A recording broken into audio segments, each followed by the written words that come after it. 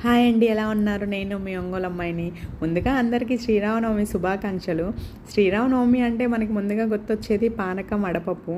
పానకం, వడపప్పు చిన్నప్పుడైతే అన్నం తిన్నట్టు డే మొత్తం తినేవాళ్ళం.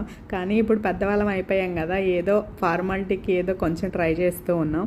పానకం, వడపప్పు అంటుంది కానీ ఇక్కడ ఏం కనిపించట్లేదు అని అనుకుంటున్నారు కదా. ఇది మన ఇల్లు కాదండి, మా ఫ్రెండ్ వాళ్ళ ఇల్లు. మా ఫ్రెండ్ ఈరోజు నన్ను తాంబూలానికి, లంచ్కి ఇన్వైట్ చేసింది.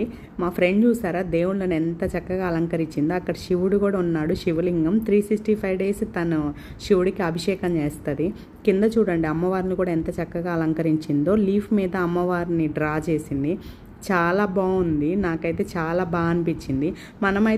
నేనైతే ఇంట్లో దేవుడి ఫోటో ఒకటే ఉంటుంది, అదే నేను పూజ చేస్తూ ఉంటాను. ఇన్ని రకాలుగా ఇన్ని ఫొటోసు, ఇన్ని అమ్మవార్లు, ఇన్ని దేవుళ్ళు చాలా చక్కగా అలంకరించింది. నాకైతే చాలా కొత్తగా అనిపించింది.